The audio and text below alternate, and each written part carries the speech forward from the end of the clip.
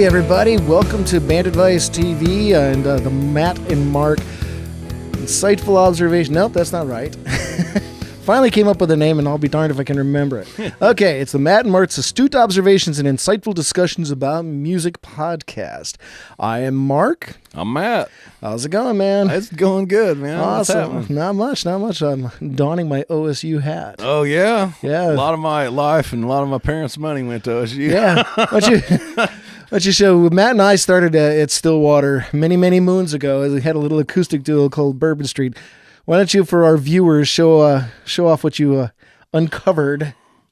This right here was a poster from one of our last shows in Stillwater at this coffee shop across from campus called the Dark Mave.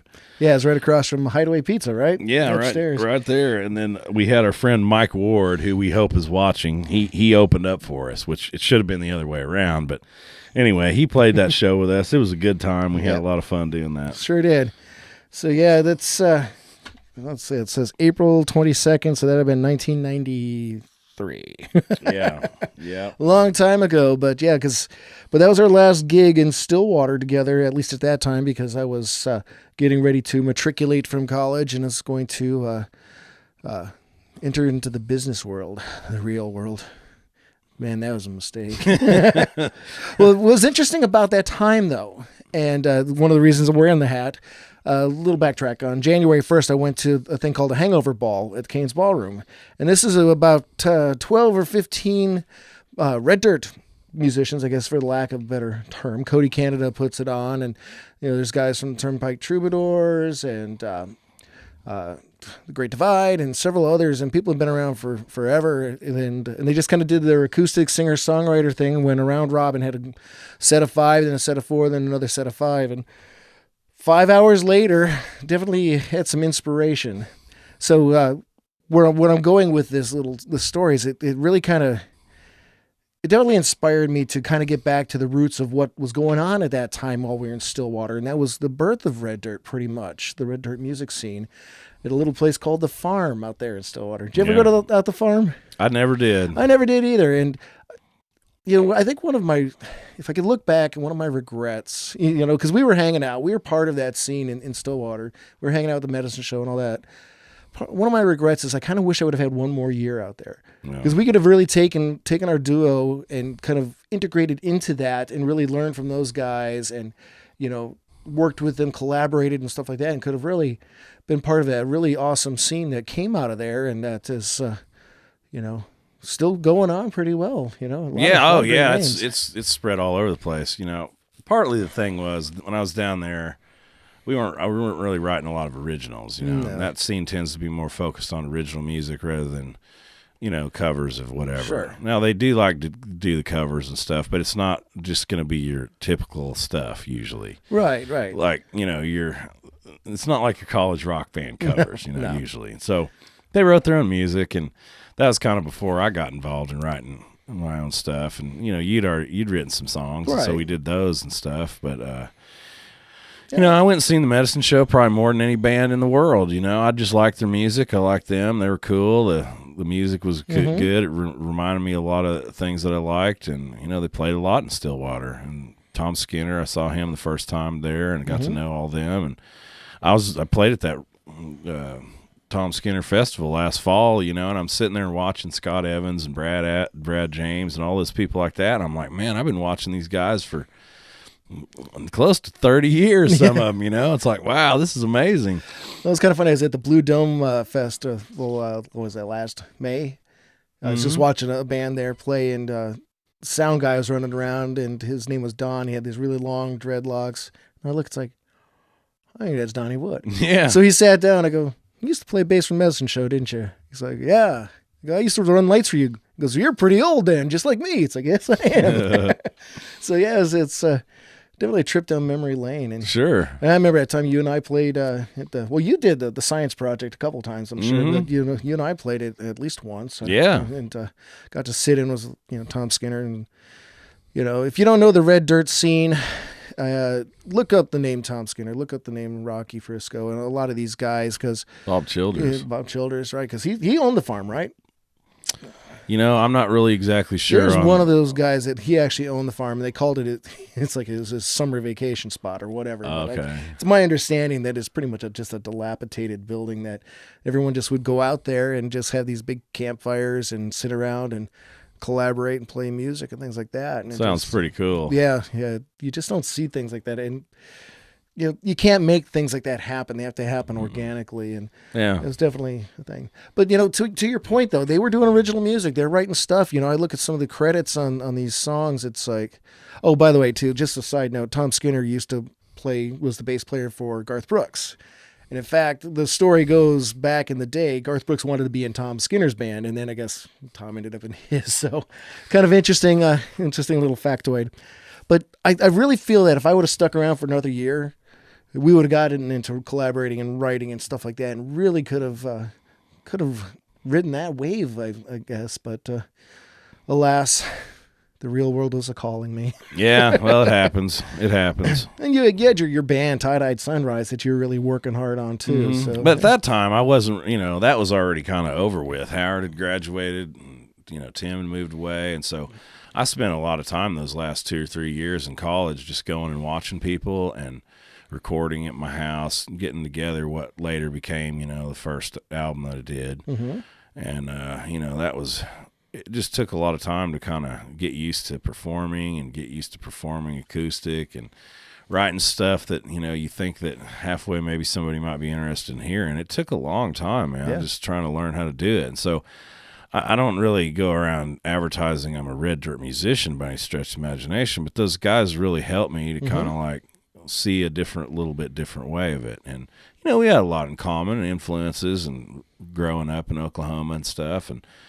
But, I'm not really out there telling everybody what I do is red dirt, because some of it is and some of it really isn't, Yeah, you've taken it your own direction. Yeah, and so I'd say I was kind of in the offshoot family of it all. I've recorded with Rocky Frisco. I've played gigs with a lot of those guys, and, they're all really cool dudes for one reason or another, and so that was pretty good little scene there in Stillwater. I mean, it was little. I mean, it was Willie's, Joe's, and Wormy Dog. about 20 people that did all the music, you know. Yeah. And they were, some of them were living around Stillwater, some of them were coming up from Texas once in a while, and it was just kind of a little thing that was happening there. And so a little thing that got pretty big for a while. Yeah, I mean, no doubt about it. But still, there's plenty of people out there that are still going strong and still doing it. Yeah, I read the other day, and I need to look this up, that there was a student film that was actually built around this whole thing, and I think it was called North of Austin and West of Nashville. And it's talking about the red dirt scene. So that's on my to-do list, is to see if I can find that somewhere. I'm sure it's a bad YouTube copy somewhere. But was that deal that Ripley was involved in, maybe? I don't remember. I just I happened to come across it the other day while I was just Googling randomly, like I tend to do when I'm bored at work. So, but we're songwriters now. Yeah. Well, we've long years ago started doing that, and it's tough, man. There's no formula for any of it, really. I mean, when it does become a formula, it just sounds pretty predictable. Well, yeah, I kind of have this theory, and it's that there's three types of songwriting. The first one is the inspired one. It's when you sit down with your guitar at the piano and it just comes over you. Something just gives you all this juice, and you just whip out this awesome song. And sometimes it doesn't all happen at once. Sometimes it's got to sit on the shelf for a couple of years to you find that perfect verse as well. And then there's the contrived, the intentional songwriting. This is not to down it, but this is what your Nashville scene is, when you get 2 or 3 guys that are thrown in a room on a Tuesday afternoon, and they have to write 2 or 3 hits or 2 or 3 songs, and hopefully one or more of those will become hits. Yeah. And that's also where you get your song fixers, those guys that come in after the fact, and they'll tweak this lyric and tweak that lyric, and then they get their names on the credits as well. So that'd be a pretty good gig to have. Sure. And then the third one is one that I've kind of experienced recently. It's the recycled songs. I've over the years, I mean, I don't know if you guys can see it, but behind me I got stacks of cassette tapes I just came across that are all just 4 tracks and song ideas and things like that. And there was a tune that I had recorded early 2000s that I just suddenly decided I wanted to try it in faster tempo and do a couple chord changes, and I kind of recycled a good chunk of the lyrics and reworked the melody. And it's like, I've got this really awesome song now that came out of one that was pretty good at the time, but it was never what I was really hoping for. But now I have that. So and there's a lot of my songs too that I've recycled the lyrics on. So you can go back to those tapes and say, oh yeah, I see where you got that lyric from, that one and that one and that one and that one. So, Yeah.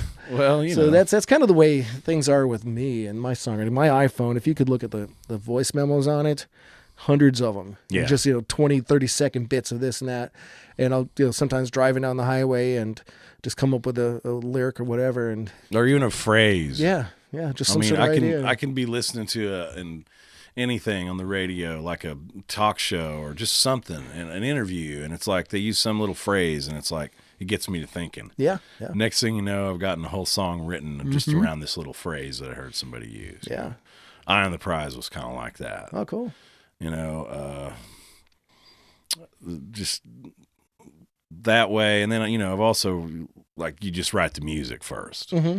The more rock songs, a lot of times I just write the music first and be like, okay, this is what we're going to do for the intro. This is what we're doing for the verse. This is going to be where you can sing and play over the verse. So let's make this a little bit simpler in the verses. Then, you kind of write the music first, then you come up with the lyrics. That's pretty easy because you can come up with something that's moving, it's grooving, it's 345 or whatever, and then you fit these great lyrics into it. And I mean, that works well. Sure. I wrote Tail That Wags the Dog like that, and I wrote Twisting in the Wind like that, just writing the music first and then writing the lyrics in there. Yeah. It doesn't always work like that for me. I've got shards of paper and, memos on my phone, memos on my last 3 phones probably that could be candidates for some songwriting, whatever, riffs to lyrics to just little pieces to whatever, Yeah, I think a lot of the professionals, they'll actually go into the studio and take that approach. It's like, okay, you got a guitar riff, let's get some drums going, we'll get the music laid out.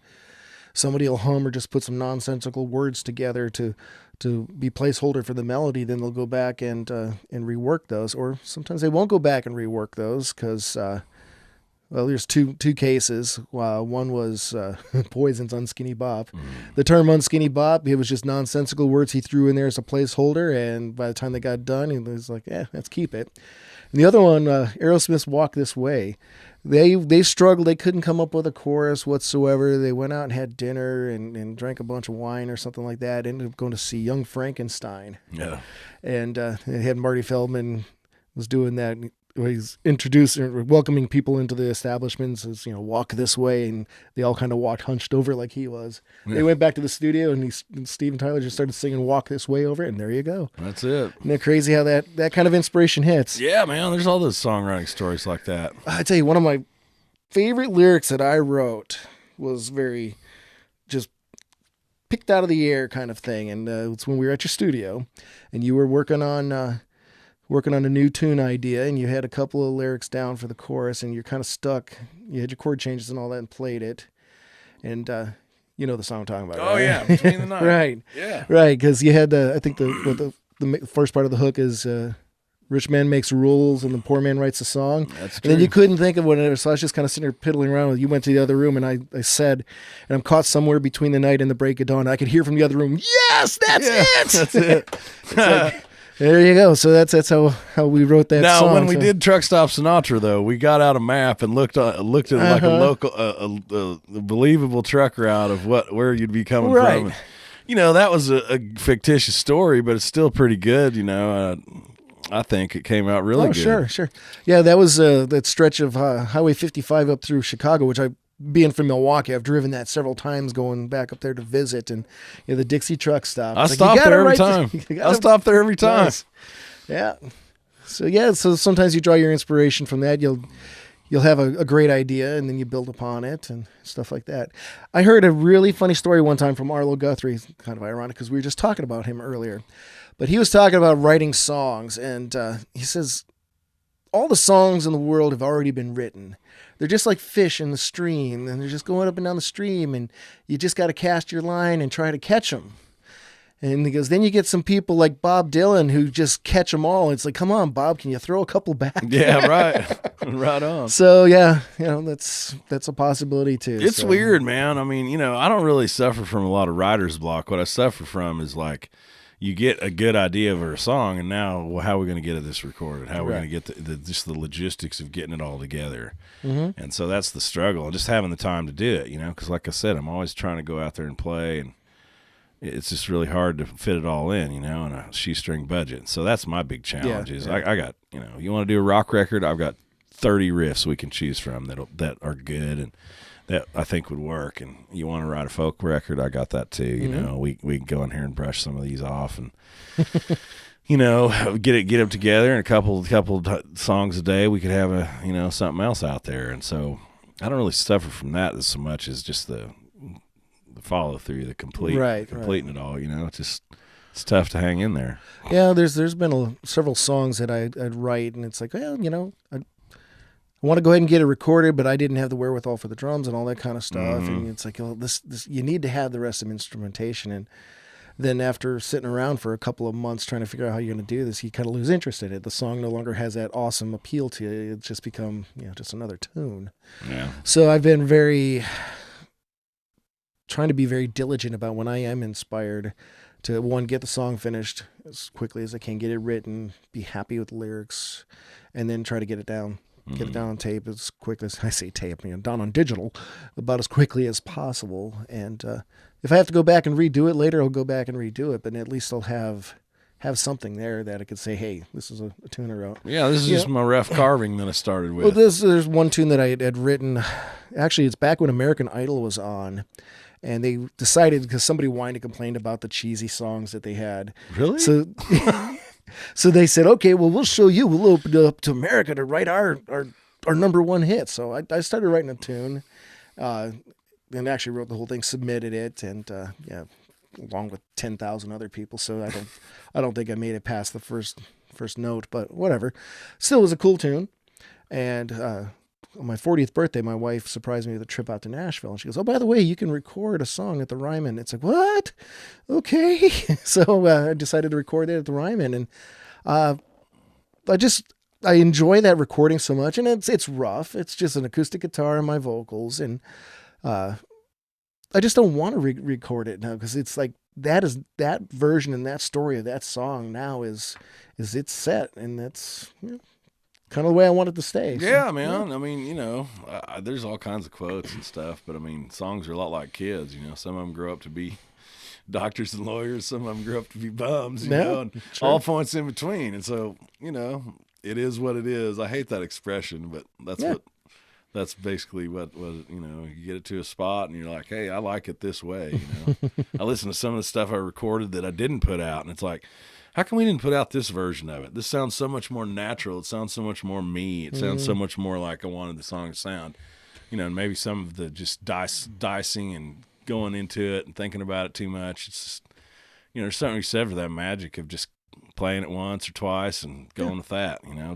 All those records that Dylan did and people like that in that day. I mean, it wasn't just micromanaged down to, right. It was more natural, organic. If there's a mistake here or there, big deal. Just go with it. The song is what really matters, not really necessarily the perfection of it all. Right. The feel of it was what matters. Yeah, to this day, David Gilmour says he does not like the intro solo to Wish You Were Here. He says he listens to it and cringes. It's like he knows where his mistakes were. He knew what he wanted to play and what didn't happen, but they just went with it. And it's one of the most iconic acoustic sounding solos that's out there. Man, so I mean, he's been really fortunate, and a lot of the stuff he's done is amazing. Oh, did you hear his Black Strat is going up for auction at Christie's, along with like 119 other guitars? Oh man, that Black Strat though, it's a work of art. What makes it unique for you guitar geeks out there is he went and modified it so that he could actually have all three of a single coil pickups on that Strat on at the same time. So he's got, if you look, he's got a little toggle switch in there, and that'll toggle. An extra toggle switch. It'll toggle for all three of them to be on. So he actually has 7 different combinations he can use for those. Wow. Yeah. I thought about modding mine that way. It's like, I'd mess it up and none of them would work. Yeah, well, this is, wiring diagrams for all of it. You know, and I think that was a piecemeal guitar. He got it from maybe different different pieces or something. I was reading something about it. Parts caster kind of thing. Yeah, so he's putting it all up for auction or sale somewhere to benefit some charities that he's behind, has been for a long time, which is a real noble cause. You know, it's like, I mean, he's up there in the rare air, man. I mean, he's got tons of instruments. He's come towards maybe the end of his career. I don't know. He's still doing it. Oh, he just about a year and a half ago, he went back and redid the Pompeii concert. Oh yeah, he did that. Just of course him and that was so none of the other awesome. guys. Yeah, so it's like he's still got it. There's a lot of interviews and YouTube videos and stuff of him out there too. But yeah. Well, Rick Nielsen's another one of those guys that he's got tons and tons of stuff. In fact, I saw him on American Pickers a couple weeks ago. And he's letting them go through and pick some of his guitars and stuff. And there's one that they try to buy off of him, and I think it was one of those checkerboard ones. And Rick's like, "No, I'm not going to sell it to you." Yeah. No. Well, he had a store on Reverb for a while. I don't know if he still got it. He said, like, you guys, you can't afford this guitar, but I'll tell you what, you can go hang it up in your shop, and it'll stay there, and every time I'm in town, I'll come by and play it. And they're like, "Deal," you know? Yeah. So...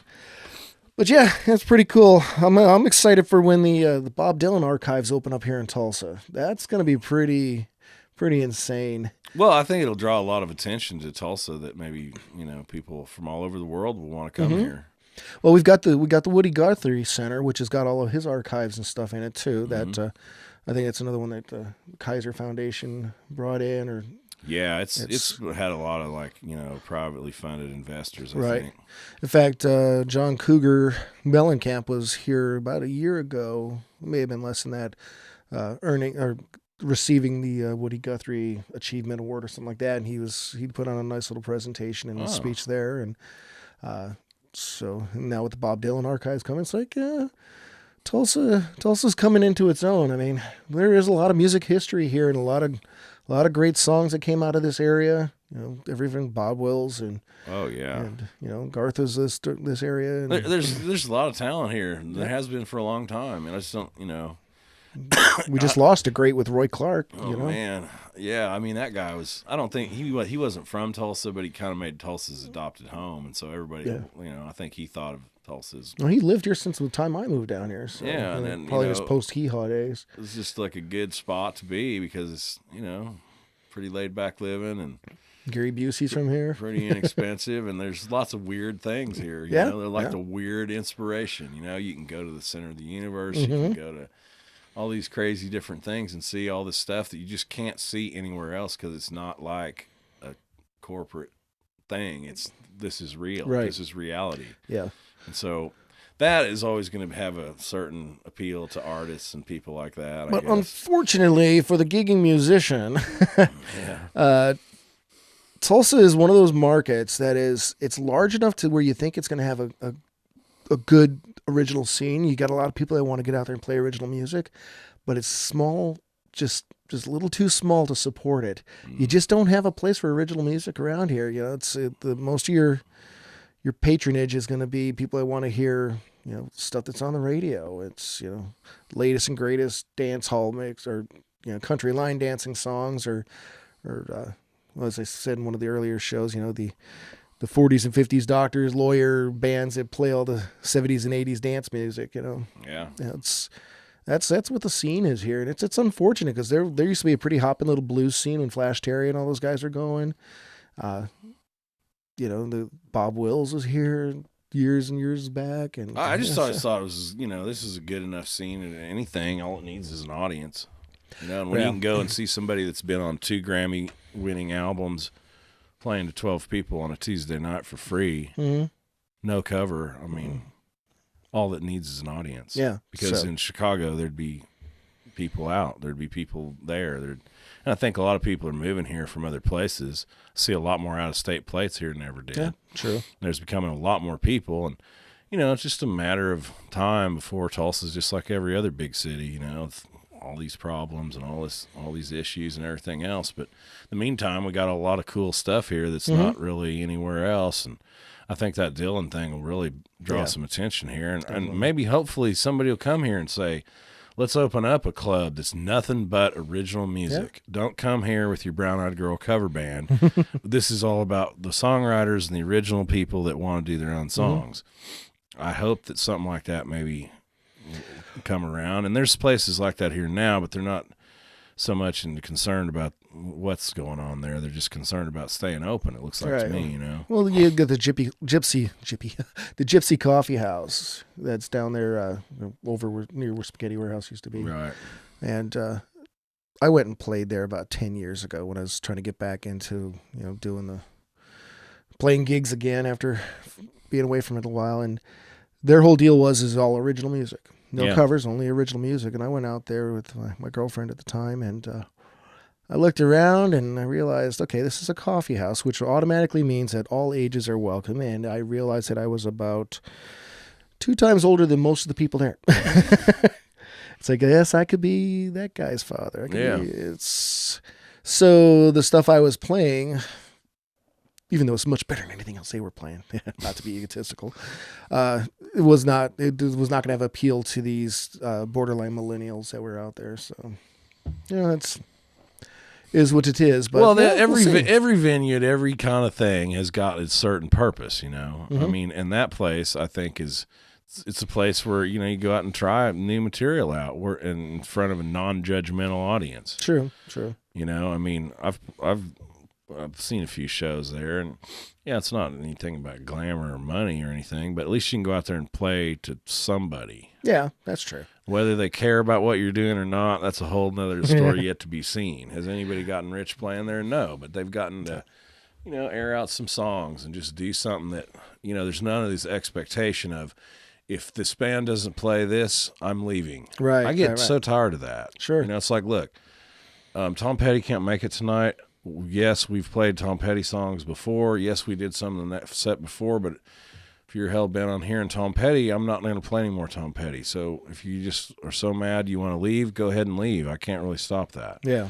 I'm here to do what I'm doing, and I've thought about what I'm doing. It's kind of planned out. It's not just I'm guessing what I'm doing, and so there's all kinds of audiences for all kinds of music. And, Tulsa's still a small enough town where there just isn't an overwhelming bunch for anything that isn't super famous, what I mean? Right. And so that's kind of it in a nutshell, I'd say. But, maybe leverage the area and the desire for people that write songs around here to do something and build it into a project. I'm considering maybe putting together a compilation CD of local singer-songwriters, Years ago, when I first hatched this idea, I'd registered the domain name Tulsa Uncovered. So, it's a non-cover band. And I haven't done anything with it, but now that my Mark V label is out there, it's established, and I'm getting ready to release a bunch of more stuff, I thought, well, maybe we'll do a compilation of just Tulsa or Green Country area singer-songwriters and, take a song you haven't released yet and put them all together on a CD and see what happens. So be thinking about it. Those are always good. I'm on a couple of those already, and it's always good because you get a lot of different eyes looking at it that wouldn't necessarily maybe buy your album by itself, but maybe they hear about you. And that's kind of like earthbound way of promoting yourself. Sure. The collaborative aspect of it is, and that's the thing too. Like when I went to the Hangover Ball too, just the collaborative aspect of what was going on, and if we were to do a project like this, maybe we put on a show where it would just go round robin like that. Everybody gets to do their stuff. Yeah, those songwriter deals are good, man. I mean, why not? I mean, what is it? It's money, time and money, and couple $100 here and there to get it published, or if we press CDs, whatever. Yeah. Anyway, so just some ideas and thoughts that I've had. So I guess the takeaway from this is just write cool songs, huh? Well, we wrote a lot of cool songs. I mean, writing cool songs, that's kind of it. What I've realized is people respond to the song. Yeah. They don't care necessarily about the singer, but if they like the song, they respond to the song. That's true. And it doesn't matter how it's performed, they respond some way to the song. Now, you think about, I would just want to be the fastest guitarist in the West. Well, when you look at someone who's at a concert, I mean, Steve Vai's fast. Zakk Wylde is fast. What's fast? You're just chasing your tail. Right. And, enduring, like, all right, in 30 years, are people going to be humming this fast solo, or are they going to be humming this song? Right. There's your answer. They're humming the song. Right. And if you can pack in some great musicianship into songs, like get people's attention for whatever reason, that's really where it's at. Sure. You know, I've seen plenty of people that can just play circles around me, but they got no songs to work with. Right. They got no songs. They got licks, they got solos, they got some riffs, but they don't got any songs. You know, I heard somebody, and I'm probably not even phrasing it properly, but they said that the music is like music's like a timestamp on your life. Yeah. You know, you listen to a song and you'll know exactly where you were at that particular time you first heard it, and what you were feeling, what you were going through, and all that. And that's really the beauty of music. It's just, you know, and I think that's one of the reasons why the older generation tend to listen to the retro stations, because that reminds them back of it's some nostalgia. They have nothing that they can relate to these days, because, you know, you're caught in the humdrum day in, day out, same old stuff. So when a new tune comes out, it's like, okay, well, yeah, that's fine. Even if it is from somebody they recognize, they're not inclined to go buy a catalog, what they call catalog artist music. It's sad to say, because you're like, man, you know, James Taylor's still playing, you know, the same 40 tunes he was playing probably in the 70s. Right. And, you know, he puts out an album and gets on a few TV shows and whines about how nobody buys his records. Well, you go see him and he didn't really play a lot of his new music. He's not making you listen to it. Right. And so that's what I always loved about Neil Young, is you just never know what you're going to get. You go, and the new album might not be even out yet, but he's going to play the whole thing tonight and piss on you if you want to hear Cinnamon Girl. You're going to have to either wait or we're not doing it. And that's cool to me, because he's always doing something. He's always putting out new music, and whatever it is, you just never know. And all you got to do is wait around. If you don't like this one, he's got something coming out new, and you can check it out in 3 months. He's got something else coming out on the market. And so, yeah, definitely. Well, it's been I was digging through all the archives. Like I said, I found a bunch of tapes, but I also dug up a couple tunes that we recorded back in the day. Man, you sent me that one. Sing a little song to use our minds. I played bass on that and mandolin. Right? Yeah, you did a lot of the stuff. Man, it didn't sound too bad. The vocals could be better, you know, but I think since we recorded that probably 15 years ago, I would only expect we could do better at it. Yeah. I think I've improved a tad bit since then. I don't think the instruments sound too bad. No. I think we could work with that. Maybe recut the vocals to sound a little We did better. that on the ADAT, I think, and then transferred over to the Pro Tools. Oh, yeah. So it's one of the first ones we pulled in the Pro Tools. Yeah. And then what was the other one? Legends in Our Minds. Yeah. Because we were gigging a lot at the time, and it's like, you know, nobody really knows who we are, and we should write a song about that. Yeah. So, you know, how'd it go? You may not know our names, but we're sure glad you came, and something like that. I was trying to think of that the other day, you know, and I know I have the master tapes for that someplace. Well, I thought I sent you that one too. I do have that one as well. Oh, really? Yeah. Okay. Yeah. I think I do. I'll have to check. So. Yeah. And then we had that other one too, Good Friends and a Bottle of Wine. That I can't find a recording of, so I think I got a master version of that too someplace. Well, we need to go pull that into the system. And well, let's hit the library and we'll talk to these cats later.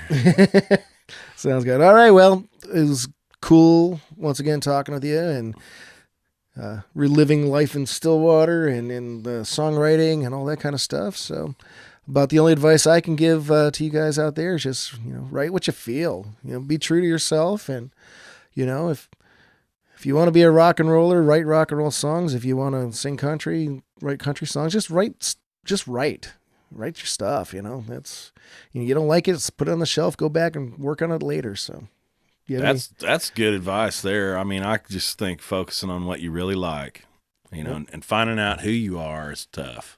But then once you can do that, then you accentuate who you are, the good points of who you are, and get it out there. You know, it's never the better time to be in an indie band or an indie artist than now. I know there's lots of gloom and doom on this show, I think, but it really is the best time to be an indie artist, because now it's no holds barred. Right.